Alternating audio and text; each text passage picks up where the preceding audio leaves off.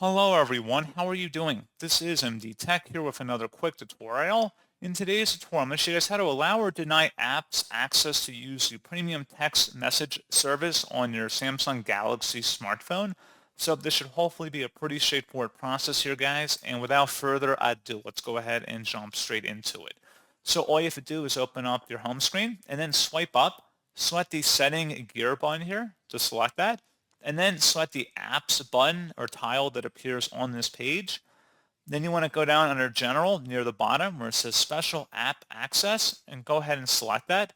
And then you want to go down to premium SMS on this page, select it.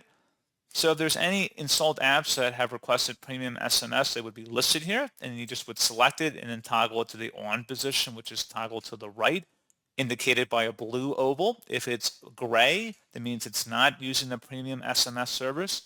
So I just want to put that out there, and pretty straightforward process on that.